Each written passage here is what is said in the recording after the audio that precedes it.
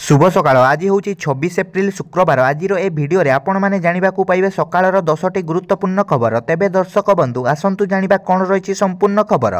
ता पूर्वरु वीडियो को गोटे लाइक करी आगो कोई परी वीडियो देखा पाई चाहूतिले आम चैनल को सब्सक्राइब करी बेल आइकन को दबाई दियंतु। खबर नंबर 1 पुरी रे पहुंचिला तृतीय पर्याय रथकाठ। पुरी रे पहुंची तृतीय पर्याय रथकाठ। नयागढ़ वन विभाग महिपुर अंचलरू 25टी रथकाठ पुरी रे पहुंची। 25टी काठ मध्य 23टी 40 फुटिया असन और 2टी 40 फुटिया धौरा काठ रही। असन काठ गुड़िक रथर गोयल और दंडा पाई और धौरा काठ रथर अख कार्य लगिब। गत वर्ष ठारू 53 खंड काठ बड़का होइतिबा बेले चलित वर्ष आउ 812 खंड काठर आवश्यकता रही। 127टी काठ रथ खଳାରେ एवं 33टी काठ करत कଳରେ पहुंची सारी। खबर नंबर 2 हाईकोर्ट रे कनिष्ठ शिक्षक नियुक्ति अनियमितता मामला।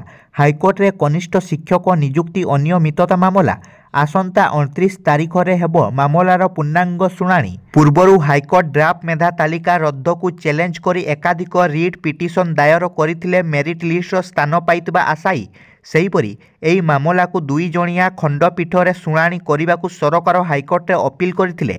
तेबे गतकाली हाईकोर्ट 2 पक्षों को शुणिबा परे आसंता 29 तारीख रे मामलार पूर्णांग शुणाणी करने को दिन धार्य करिसंती। खबर नंबर 3 ओडिशावासी 5 वर्ष मागिले साहा। सोनपुर संकल्प समावेशरू राज्य सरकार विरोध में रणहुंकार देले अमित शाह। बीजेडी सरकार विफलता कथा उठाई जोरदार बर्षिले शाह। सोनपुर सभारू सारा ओडिशावासी 5 वर्षर समय मागिले शाह। कहले 25 वर्ष नवीन बाबू को देले 5 वर्ष बीजेपी को दियंतु। आमे ओडिशा को देशर नंबर 1 राज्य करदेबू। नवीन 20 वर्ष लास्ट ईयर जेउठी डबल इंजिन रो सरकार अच्छी सेठी विकास होईची। समय आसीची ओडिशा रे परिवर्तन आनिबाकू। देशर कंपानी को ओडिशा आनिबाकू समय आसीची। सबु क्षेत्र रे जल पहुंचाइबार समय आसीची। सबु चाषी और श्रमिकों को सशक्त करिबार।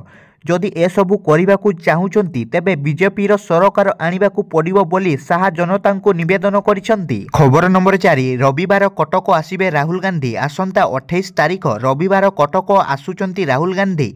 सालेपुर और निश्चिंत कोइली रे तांकर कार्यक्रम रही। राहुल गांधी उपस्थिति रे सालेपुर विधानसभा क्षेत्र अंतर्गत उत्कल गौरव मधुसूदन दासंक जन्मपीठ सत्यभामापुर राज्य कांग्रेस 2024 साधारण निर्वाचन प्रचार अभियान आरंभ करिब। श्री गांधी सत्यभामापुर रे मधुबाबू जयंती रे तांकु श्रद्धा सुमन अर्पण परे निश्चिंत कोइली कुड़िया पड़िया रे विशाल जनसमावेश को उद्बोधन देबे। कटक केन्द्रापड़ा समेत आखपाख अन्य जिल्लारू 1 लक्षरू अधिक कांग्रेस कर्मी एही समारोह रे जोग देबार कार्यक्रम रही। खबर number 5 Patna junction rail station निकट रे थिबा होटेल रे भयानक अग्निकांड। बिहारर पाटना रेल स्टेशन निकट रे थिबा एक होटेल रे भयानक अग्निकांड घटी। एही अग्निकांड रे 6 जनकर मृत्यु होइतिबा बेले 18 जन गुरुतर होइचंती। सेमानंक भितरु 12 जन को आईसीयू रे रखिचंती।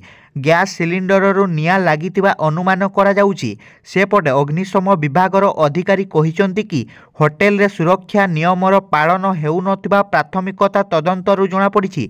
पाटना अग्निशम विभागर महानिर्देशक सबा ओहे ककर कहिचंती कि निया को आयत्त करा जाइछि। खबर नंबर 6 निर्वाचन बेले माओ अंचल रे सुरक्षा चिंता। आउ किछि दिन पर निर्वाचन। ओडिशा रे 4टी पर्याय रे निर्वाचन होबो।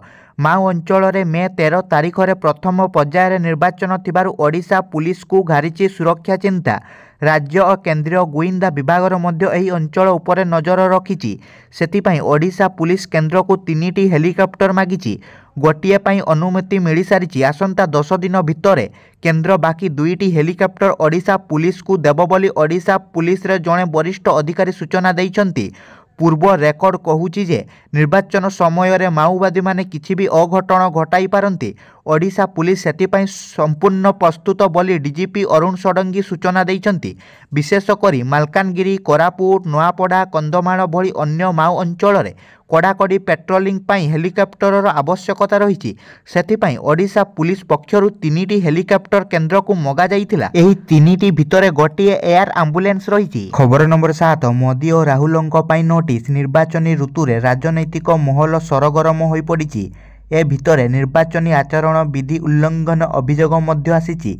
ଏବେ ପ୍ରଧାନମନ୍ତ୍ରୀ ମୋଦି ଓ କଂଗ୍ରେସର ସବୁଠୁ ବଡ଼ ଚେହେରା ରାହୁଲ ଗାନ୍ଧୀଙ୍କ ବିରୋଧରେ ଏପରି ଅଭିଯୋଗ ଆସିଛି। ଏହା ନିର୍ବାଚନ ଆୟୋଗଙ୍କ ଦୃଷ୍ଟିକୁ ଆସିଛି। ଏନେଇ ନିର୍ବାଚନ ଆୟୋଗ ପଦକ୍ଷେପ ନେଇଛନ୍ତି। ଉଭୟ ବିଜେପି ଓ କଂଗ୍ରେସଠାରୁ ଜବାବ ମାଗିଛନ୍ତି ଇସି। ଏପ୍ରିଲ 29 ଦିନ 11ଟା ସୁଦ୍ଧା ଏହି ଜବାବ ରଖିବାକୁ ପଡ଼ିବ। ବିଜେପି ଅଧ୍ୟକ୍ଷ ଜେପି ନଡ୍ଡା ଓ କଂଗ୍ରେସ ଅଧ୍ୟକ୍ଷ ମଲ୍ଲିକାର୍ଜୁନ ଖଡଗେଙ୍କୁ ଇସିଙ୍କ ପକ୍ଷରୁ ନୋଟିସ୍ ପଠାଯାଇଛି। ନିର୍ବାଚନ ଆୟୋଗ କହିଛନ୍ତି ଯେ ଦଳୀୟ ପ୍ରଚାରକ ବିଶେଷ କରି ଷ୍ଟାର ପ୍ରଚାରକଙ୍କ ବ୍ୟବହାର ନେଇ ସମ୍ପୃକ୍ତ ଦଳଙ୍କୁ ଦାୟିତ୍ୱ ନେବାକୁ ହେବ। ନିର୍ବାଚନୀ ପ୍ରଚାର ବେଳେ ଭାଷଣ ଗୁରୁତ୍ୱ ରଖେ। ବଡ଼ ବଡ଼ ଦାୟିତ୍ୱରେ ଥିବା ବ୍ୟକ୍ତିଙ୍କ ଭାଷଣର ଢେର ପ୍ରଭାବ ଓ ଗୁରୁତ୍ୱ ରଖିଥାଏ। ଉଭୟ ବିଜେପି ଓ କଂଗ୍ରେସ ପରସ୍ପର ବିରୋଧରେ ନିର୍ବାଚନ କମିଶନଙ୍କ ନିକଟରେ ଅଭିଯୋଗ କରିଥିଲେ। ଏହାପରେ ପଦକ୍ଷେପ ନେଇଛନ୍ତି ନିର୍ବାଚନ ଆୟୋଗ। ଖବର ନମ୍ବର 8 ଜଙ୍ଗଲ ନିଆଁ ରୋକିବା ପାଇଁ ବଡ଼ ଯୋଜନା। ଜଙ୍ଗଲ ନିଆଁ ରୋକିବା ଦିଗରେ ସହାୟକ ହେଉଛି ଏଆଇ କ୍ୟାମେରା। ଧୂଆଁ ବାହାରିବା କ୍ଷଣି ବନ ବିଭାଗକୁ ମିଳିଯାଉଛି ମେସେଜ, ଯାହାଦ୍ୱାରା ଜଙ୍ଗଲରେ ନିଆଁ ବ୍ୟାପିବା ପୂର୍ବରୁ ହିଁ ଏହାକୁ ରୋକାଯାଇପାରୁଛି। ଶିମିଳିପାଳ ଅଭୟାରଣ୍ୟରେ ପ୍ରଥମ ଥର ପାଇଁ ଏହାର ପରୀକ୍ଷଣ କରାଯାଉଛି।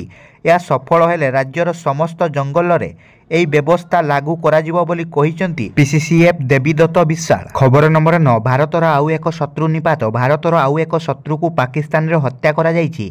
ଲସ୍କର ଇ ଇସଲାମର ନେତା ହାଜି ଅକବର ଅଫ୍ରିଦିକୁ କିଛି ଅଜ୍ଞାତ ବନ୍ଧୁକଧାରୀ ଗୁଳି କରି ହତ୍ୟା କରିଥିବା ଏକ ରିପୋର୍ଟରୁ ଜଣାପଡ଼ିଛି। ଖାଇବର ଜିଲ୍ଲାର ବାରା ଅଞ୍ଚଳରେ ହାଜିକୁ ଗୁଳିମାଡ଼ କରାଯାଇଥିବା କିଛି ସୋସିଆଲ ମିଡିଆରେ ରିପୋର୍ଟରେ କୁହାଯାଇଛି।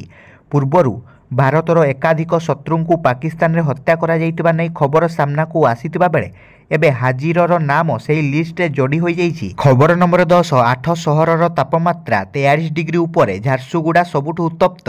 ଅସହ୍ୟ ତାତିରୁ ନିସ୍ତାର ନାହିଁ। ଗତକାଲି ବି ବର୍ଷିଛି ନିଆଁ। ପୁଣି ତାପମାତ୍ରା 43 ଡିଗ୍ରୀ ଟପିଛି। 43.8 ଡିଗ୍ରୀ ସହ ଝାରସୁଗୁଡ଼ା ସବୁଠୁ ଉତ୍ତପ୍ତ ସହର ହୋଇଛି। 8 ସହରରେ ତାପମାତ୍ରା 43 ଡିଗ୍ରୀ ଉପରେ ରହିଛି। ଝାରସୁଗୁଡ଼ା, ବାରିପଦା, ନୂଆପଡ଼ା, ତାଳଚେର, ବୌଦ୍ଧ, କେନ୍ଦ୍ରାପଡ଼ା, କଟକ, ବଲାଙ୍ଗୀରର ତାପମାତ୍ରା 43 ଡିଗ୍ରୀ ଉପରେ ରେକର୍ଡ ହୋଇଛି।